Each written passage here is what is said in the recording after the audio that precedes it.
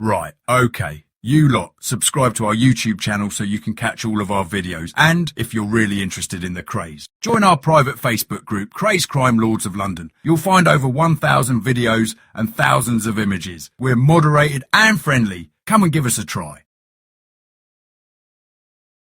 I saw where it could bring him, but the respect he got, you know, and but I look back on it, and I regret that side of him. The old piece of it, yeah, because they were virtually untouchable. They tried to nick them, you know, they got out of it, and they built up from there, and they started to build and build and build, and but they were what they were, and a lot of people admired them. You know, two kids out of the East End, uneducated men, not the greatest of conversations. They look at what they did. No one refused the Krays. No one refused them. Wasn't here just to do it. People just didn't do that. You know, you weren't dealing with people you couldn't say no to. You know, I'm not talking Godfather here. What I'm saying is that if they were in, if they was invited in, and let's be fair about it, they didn't go around looking, I'm going to get taken down the microphone. It came their way as a matter of course. You know, if you were going to do a bit of business, let's put it this way: most clubs, pubs, casino, gambling dens, and all that are hooky anyway. They need the criminal element in there. You know, the criminals are good gamblers. They love a bet. The majority do.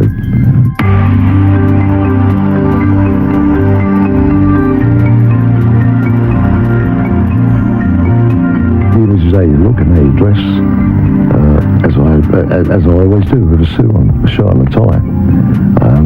And that's the image of it all. Dress was a code. You dressed to a code. You dressed to impress. It's like being, I suppose, like being an actor, going out on stage or whatever. What they see is what they get, and people want to be impressed. It was glamorous in a way, but in later life, it was not to be so glamorous. You know, people only remember that side of it. I don't know, the pain and heartache that come out of all this. You know, that's what I talk about. I can't call that a glamorous life. I find it very sad now. Look what it cost me, my parents, everything I ever had. I lost that marriage, my children, my mother and father died when I was in prison. So there's a glamour in that. But, you know, and you look back on it, I often wonder, would it have been any different? Could it have been different? I don't know, I'm not sure about that. I don't think so. I think it was, what happened was destiny anyway.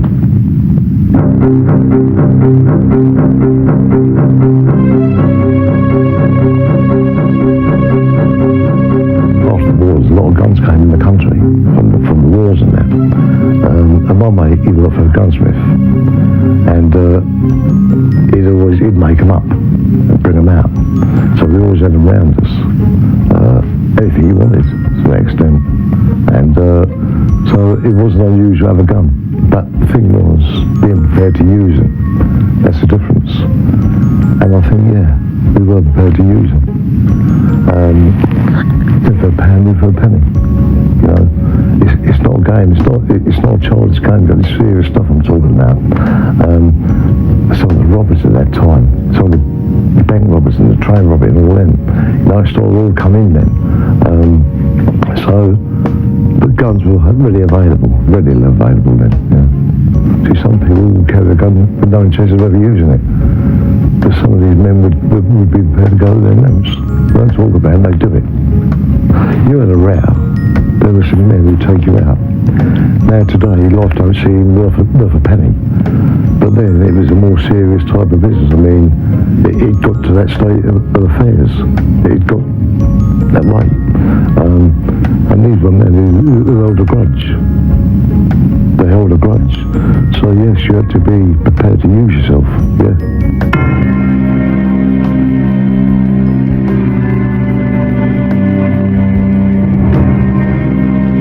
Very aloof man. Couldn't look at him in the face, didn't like that. Couldn't stare at him. Go into one, doesn't it? You know, I'll get a right hand if you done that. You know, that kind of people were on him. You knew instantly what you were dealing. When you met Ronnie Kray, as I said to you earlier on about an aura around him, he had that. And you knew you had to be careful what you said in front of him. Now, you could say something to Ronnie one day, and the next day take big offence to it. I never had a bad word of him. Well, that's a funny thing. Never had a bad word of him. Because I knew how to treat him. And that was the problem. A lot of people didn't know how to treat him. They'd come up to me. I'd never see anyone. I didn't know people touching them. Didn't like that. It was, but he never smiled a lot. Always had that look about him. Not deliberate. That was what I was staring down. Always immaculately. I'll picture Ronnie Kray, his glasses on, a three-piece suit, which the match wasn't chain. He's standing in the corner there, sipping a drink. Staring at the floor. Never really said a lot. Now Reggie was totally different. Reggie would mix in the company. You know, it was like chalk and cheese. I always found it a bit more relaxing when Reggie was on his own and Ronnie weren't there. Because they were liable to have a row, and you didn't get involved in their rows. No one did. They were notorious for their rows amongst themselves, but no one said anything. No one interfered. And they would just die a death. But Ronnie was a man, Ronnie Kray was a man who, if he said he'd do something, he'd do it. No question of that. They had their fingers in many pies. Many, many pies. You never knew. They kept all very close to their chests. That wasn't the one thing. But they had an habit of, like, Reggie would say to you, oh, he's a nice bloke, but he'd wait for someone to say something different. And then, that's what he did. He did do, lovely man, yeah, nice bloke. And he'd wait for someone to say, yeah, but. And that was the doubt. That was the doubt. Once the doubt was sunk, you know, it was easy to go to the Krays and say to them, look, and I thought there was dangerous. People would go to curry favour with them, tell little tales to them. You know, this would get people in a lot of trouble. A lot of trouble. They were fearless men. You know, people said to me, well, they couldn't have got away with what they did then today, couldn't they? They wouldn't have changed them. They wouldn't have changed them. I think the tragedy would have been if they'd have come out old men, that somebody might try to take them down. That would have been a liberty, because they couldn't do it in their prime. Now, a lot of people spoke about doing it. No one did. No one did. So let's not take that away from what they really were. If I was to describe the twins, they were gangsters. I think the most dangerous period of them is between 66 and up to their arrest. They were well capable of doing anything. I think they've both gone through bad times in their lives. Reggie getting over his Francis dying. And Ronnie obviously needed treatment. And I think anyone who crossed them the wrong way then, I'm not talking about a fight or a cane. I think they'd gone all the way with them. It got that bad. You felt it. You felt it. It sounded like it was a reckless part of their lives.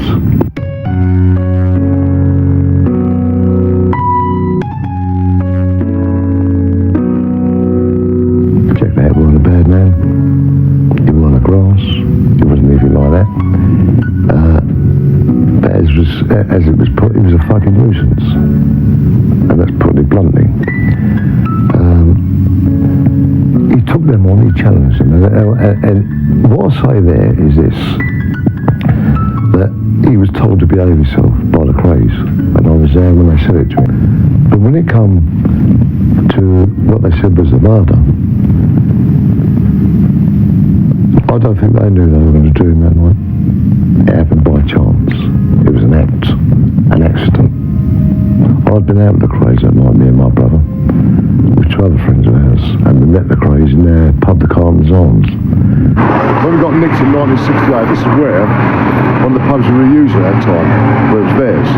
And this is where we, on the night that this was Jack the Hat went off, this is where we met. Me and my brother, two others, and the Krays and that. It was all here that night. And then we left here and went on to the Regency Club, where we were supposed to meet Jack the Hat. And and this is where I left the Krays that night. And the next time I saw him was in that flat. So it's also known for something else. This is where Ginger Marks was allegedly to be straight outside there. Disappeared. So it's got.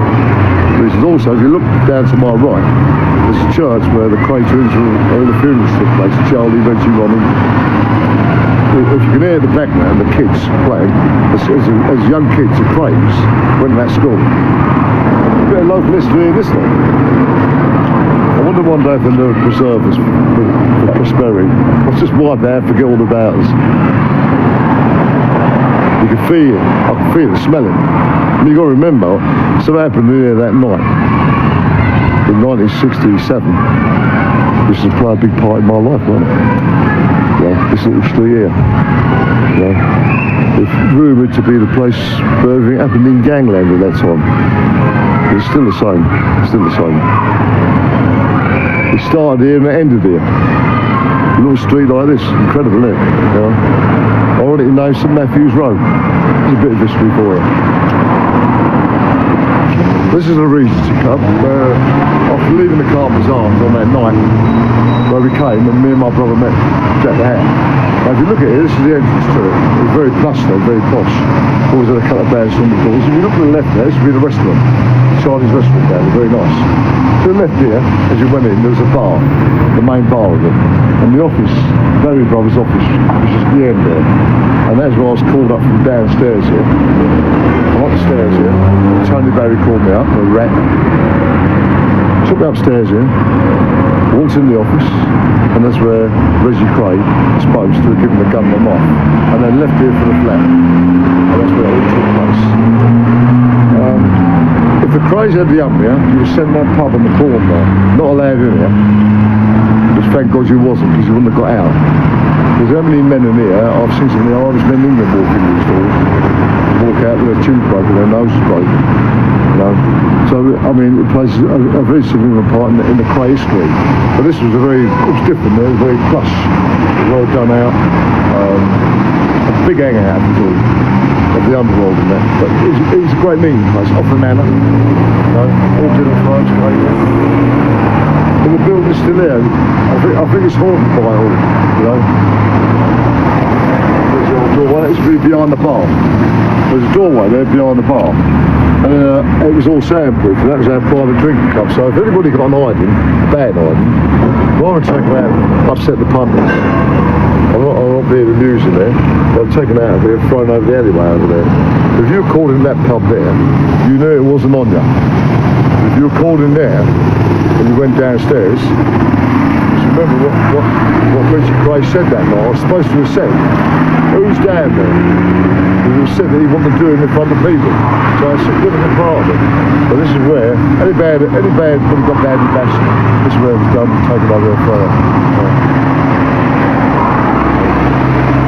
Bring us some bad vibes here, bad vibes. Well, I didn't know anything was going to happen that night. No one did. My brother was convicted of the murder that he never did. Never did, well known. It was doubtful whether I knew. I'd like to think I did, but it justified the sentence. But I can't say I did. And when we get round there, all hell breaks loose. Ronnie Kray never done nothing that night. I was in that room. I was there when they done him. He went over round. He was quite prepared to do that. And he hit him with a glass on to fuck off. That's exactly. If he had walked out of him, I'm convinced that'd been the end of it. But he came back, and that was a mistake. It was a brutal thing that happened. It got out of control. We'd all been drinking. I forgot to add that earlier. I remember we'd all been out that night boozing. And when events started to unfold, any knife is bad. Any knife is bad. But like Reggie was in a frenzy that night. Ronnie Kray said to me, fucking get rid of that, son. Just like that. Don't even lie around. What do you do? You seem to be loyal. You've got to be loyal, yeah? You know? Other people ran out of that room that night. As I said, the easy part of it, I suppose, was the murder. Was the killing of him. And I'm wrong to call it a murder. I don't know what I call it. Because I honestly don't believe it was a murder. It could have been, it was only the fact that the Krays denied it. It should have never happened, that it became what it was. But had it been brought out in the right way, it would have been a manslaughter. But anyway, beside the point, get rid of it. Now what do you do with a body? So we started to clean up the flat, and there was a lot of mess in there, a hell of a lot of mess. We eventually get him into a lighter down the candlewick. It was a yellow or pink candlewick bedspread. He was stabbed about 3 times, and he had a big wound in his neck. Got him into the eider down, rolled it over, got the hat, put there with him. We managed to get him up the stairs, and it was like a little flight of about 12 steps going into the basement. We got him onto the landing, but unbeknown to me, I look up and there's 2 children looking over the banisters. They never saw nothing, because my intention was to burn the house down. That's what I was going to do. Just petrol it and burn it down. Because, you know, it's frightened of a train or whatever. And the 2 kids stopped me doing that. And then it was about who was going to drive it away and what we were going to do with it.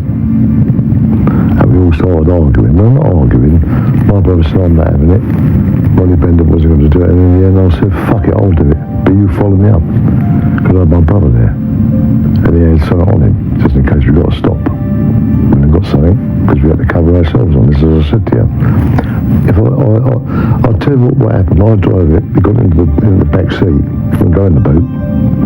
It was propped up in the back seat. Now the offside light of the Zodiac, the headlight is out, not working. The keys I got out of his pocket. My brother pulled his car around and on, and we went down Amherst Road onto the narrow way, along Clapton Pond there, onto the narrow way. We're talking about roughly about 1 in the morning, half 12, 1 in the morning, down Mare Street. I went across Commercial Road and headed for the Reservoir Tunnel.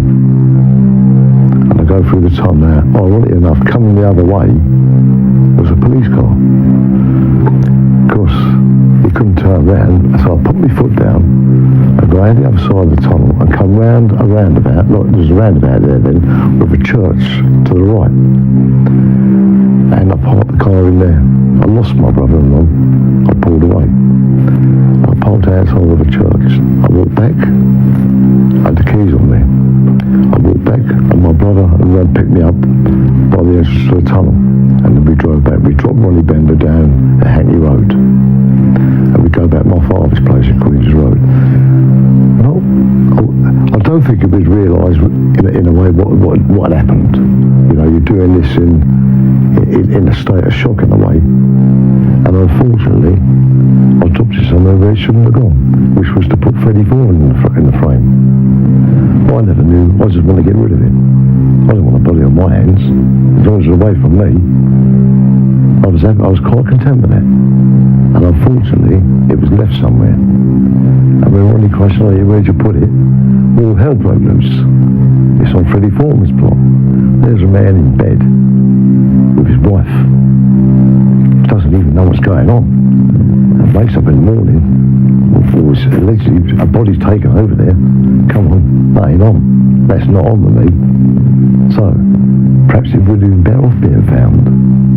Looking back on it now.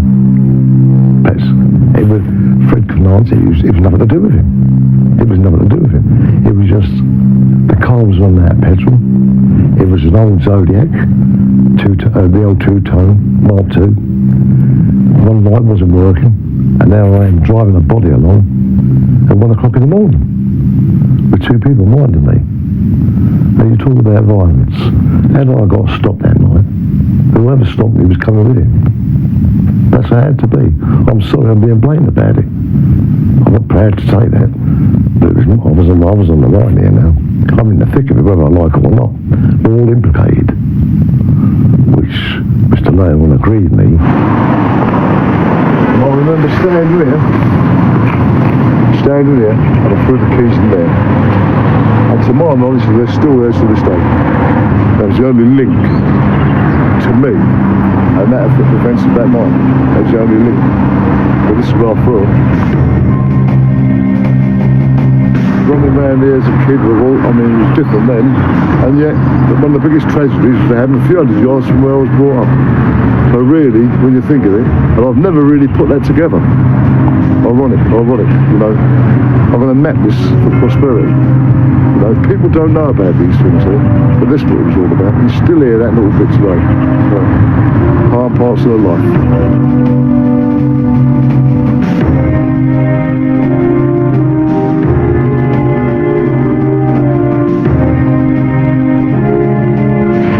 Of our arrest, this is where we was, and we left here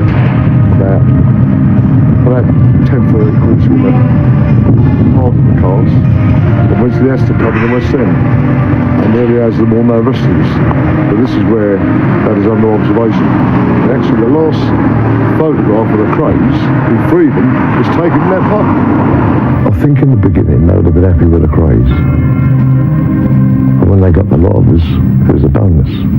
It was a bonus. To be honest with all, they nicked me, they pulled me in twice. First of all, they got it wrong. They put it to me that I was asked to do someone a favour. I drove a car away, didn't know what was in it. In other words, it was a hint, look, it wasn't your thing. You want to go against them, here's your chance. But I didn't bite on that, I weren't having that. They released me, they pulled me in again. Me and my young brother Nicky, they pulled Chris in, took us down to Tin Taser House, questioned us, and he said, look, the next time we come, there's no going home. And they done a raid one morning, they nicked a lot of us. He took me to Tin Taser House. When I get to Tin Taser House, there's Frank Cater, Nipper Reed, and John DeRose there. And Henry Mooney, this is an investigation. And he said to me, I'm going to ask you 5 questions. There's your opportunity to tell me what you know. And he asked me 5 questions. Where was I on such a night? When was the last time I saw Jack McVie alive? Was I asked to take him somewhere? Was I asked to drive a car somewhere?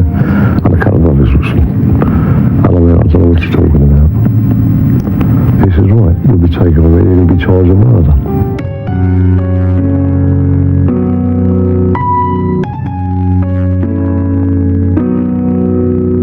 I always remember that day because they found us guilty on the Tuesday evening. And it was Melvin Stevenson, the judge, which I say no more about. I'd like to say so, but it's best I don't. They brought us back for sentencing the next morning. I always remember they was letting us go out 2 at a time to the toilet. And me and Ronnie Kray went to the toilet. And all I remember was a principal officer and 2 screws coming up and saying to him, Ronnie, you want upstairs. That's exactly what they said. And Ronnie Kray turned to me when he was smoking a cigarette. He stood on the floor, stamped on it. And here I go, told me the first man to get a 40-year recommendation. And he marched up the stairs. And he went up. And about 10 minutes later he came down and we was all waiting. It was all in one cell.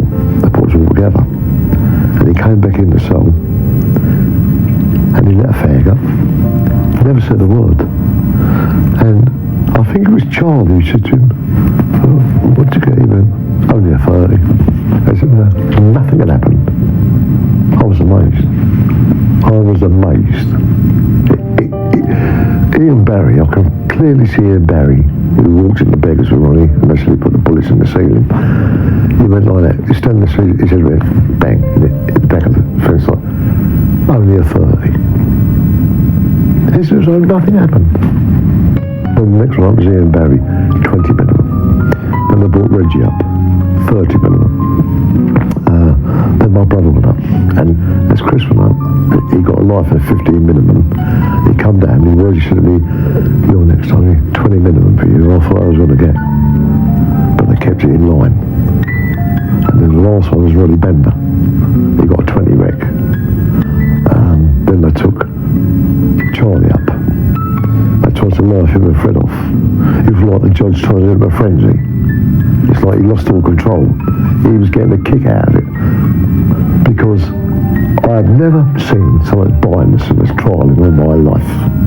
I've never seen nothing like it. I'm a fighter. And I just feel a bit of injustice somewhere here. I didn't get a fair trial. They wanted them out of the way. By hook or by crook.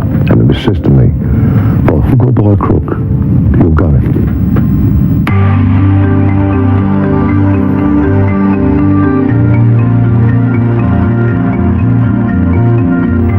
Getting off the coach in Wandsworth Prison that night. And you know what? It never really bothered me. I had things on my side, and I'll tell you how I viewed it. I was the youngest. That was a bonus to me in my eyes. There was other men at that time just getting the train robbers, getting big sentences like we got. So that took a little bit of the sting out of it. My brother's round the corner. And I don't think it sunk in for about 2 years. I don't think it really sank in. I really mean that. It just didn't. I've never moaned about it, never complained about it. All them years, I don't know. It's just a non-existent. It just doesn't. It's just something you get into. You get to live that way of life. After about 4 or 5 years, it don't mean nothing no more. It's survival, and you start to survive it. But prison does a funny thing to you. It stains your soul. You never recover from it. Not then, no. So you can come out of it, but once you go into over the 12-year mark, it affects your life, even to this day. You look around where I live. I don't remember prison but I live a prisoner every day.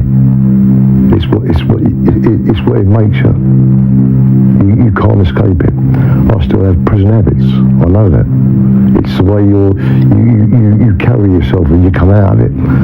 But did it do any good? I think you rehabilitate yourself, if it's such a word. You certainly don't get it in prisons. You do yourself time. The whole idea is to keep you time. And as you get older, you slow down a bit. But you can do what you like in them places, but they'll do you a time. You ain't getting out of there. And I came through it very hard. Really didn't. I came out. Things didn't work out with the marriage. It was over. I didn't know that. I came out to a life licence.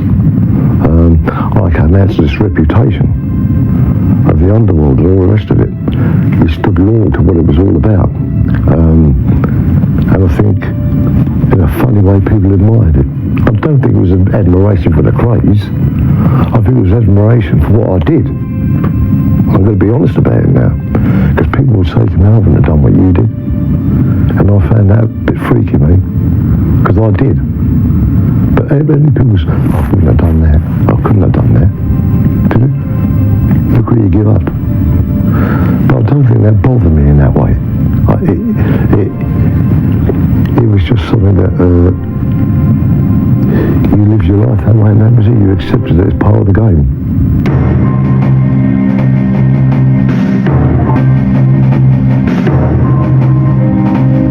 Once we be like a fucking animal, live and have to live with me, and that's what makes a lot of the boys different. They live by their rules in there as well. It didn't change when we went to prison. It didn't change me. I still did the things I did. Because I had to say, you have to survive it. A lot of people can't survive it. So I did exactly the same in there as what I did outside. Only you're in a different environment. When you're living in them places, you don't know what you're dealing with. You know, I have some very good friends in prisons, but I wouldn't like them living next door to me. That's putting it nicely. But I mean, I can remember looking down the landing, and the lowest sentence was 25 years.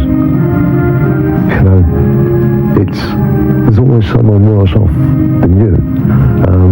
But I think after a while you settle into a way. It's you and them.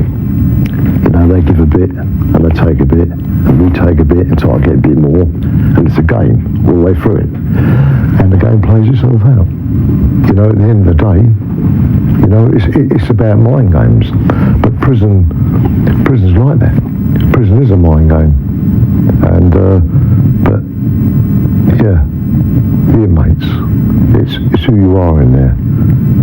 People don't respect. I mean, sex offenders are at the bottom of the rung. You don't get near them. They're protected and all the rest of it. And I must admit, I've had some of the worst around me, unfortunately. From Brady to Strafford, you name them. You know, and you become immune to a lot of pain that people would be shocked at you. I've seen men top themselves, cut themselves to bits, crack up. You know, so you're all living, and you become very immune to it. I know I am. You know, nothing shocks me no more. You see tragedy around you all the time, but by the same hand, there's a lot of humour in them places. Some of the best comedians I've ever seen should be on the palladium. I often ask the question, what the hell are they doing in the Nick? You get some painters, carpenters, comedians, you name it, but they're in prison. You know, so you've got the humorous side of it and the very downside of it. But in the end of the day, when you go behind that door, that's when it finds you out. You know, it's all about being a brave face, never showing emotion to other men. It's a weakness. You know, it's rules that you live by. You know, a man comes out jolly every day of the week. A lot of backstabbing goes on in them places, like. You know, you can have a high rank woman and be down the floor the next. Someone's always made to pull you down.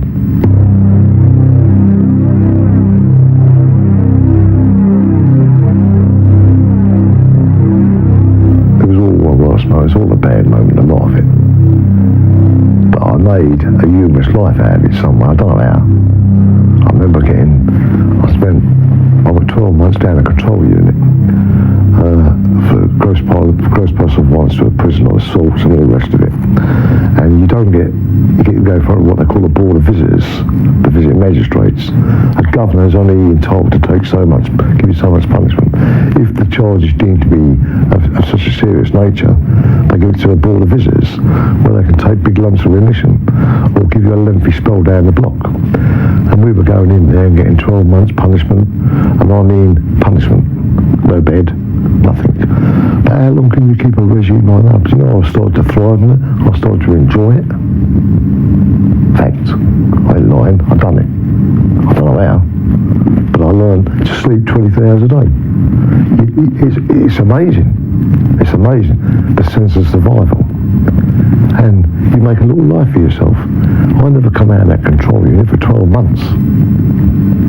In the unit, seeing one other con who was down there with me. Never see no one.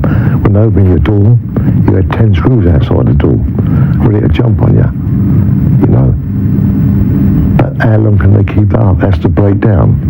You know, as I said to you earlier on, we all live together. And I remember going to that control unit Christmas Eve, 1972, when I've just been in front of the board of visitors and got some of the biggest punishment ever dished out of prison. And I remember saying to him, yes, your rules now, but you'll live by mine. You're going to have to live with me here. You can't do no more to me. And they tried to slip a psychiatrist into me. They tried the chaplain, you know, and it starts to loosen itself. And I come out of that. I came out of it. I don't know how, but I did. You know, and but punishment, it's like a kangaroo court. You got no chance. You kill before you go in there. Let's be fair about it. But you don't remember the bad side of it. If you asked me what I was doing in 1978 or 73, I couldn't tell you. I don't know. In other words, I blanked out my mind.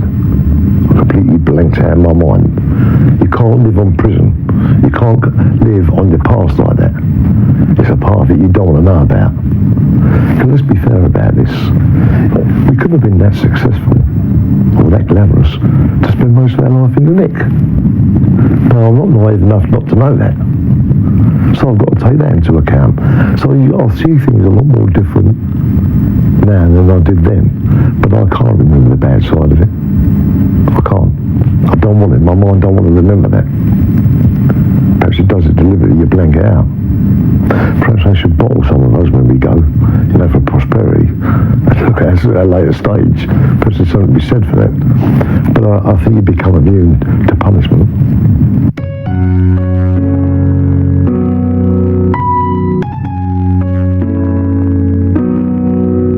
Totally let down. It wasn't what I wanted. When you're starting off, it's a blaze of glory, but it's not like that. I was very depressed. I didn't know what to expect. I didn't know what I was coming out to. In there, I had that security. I knew the people in there. I knew how to handle it. I lived by the clock, meal times and all that. You tend to live by, unbeknown it, you're institutionalised. And I found it very difficult at first to handle. I think they expect that anyway. Because I had to go to, it was a set routine now when they release you. You went 6 months open prison, 6 months prison hostel to adjust you to the life outside. It's more or less a crash course in release. You come out living in the past. You are living in the past. Even now I do that. It's very hard to, you've missed a lot. There's a big gap here somewhere. And I can't fill it in. And it's just something I can't fill in. And that's why I find it difficult to talk about the downside of it. I've seen stabbings, I've seen murder in there. I've seen some bad violence in there. But, some of it's best not spoke about. Some of it's best, because other men still live there this day. And probably go through the same thing. It doesn't change that much. I always swore when I come out I was never ever going to go back even to visit someone. And I broke that rule twice. But once I went to visit Ronnie a few times in Broadmoor, which is an hospital. I went to visit Reggie twice in Mason. And I didn't want to be in there. I thought, what am I doing here? What the hell am I doing here? I'd left it behind. I'd left all that behind. But to remember it in Pacific, I got to jump by the screws and all that, but I ain't complaining about it. It's part and parcel of what it's about. Perhaps I deserved it, perhaps I didn't. But I've seen some bad things done to men.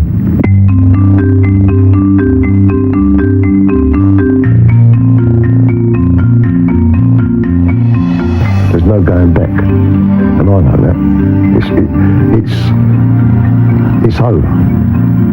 The legend's there, but it's over. And in a way, I'm glad. And people say to me about crime in general. I won't get involved in it again. I wish I had my time again. I wish I knew what I could have achieved. I won't gloat over it. We're not stars. Let's get this right from the off. None of us are stars. We were what we were. I wouldn't like to think the kids today would follow down our paths, because let's get it right here. The Krays can't be a role model. They all died in prison. And that's no role model. And I'll tell any kid, I will never ever tell a kid to do wrong. I couldn't do that. Go out of trouble, you lot. Go out of trouble. What are you? I'm the first one. You're right. I can look in the mirror. Nobody can do that. But I can. There's a difference. And I get a lot of satisfaction out of it. I see people look at someone else sometimes and think, what makes them tick? What makes them tick? When I say don't find out, you don't want to know. You don't want to know.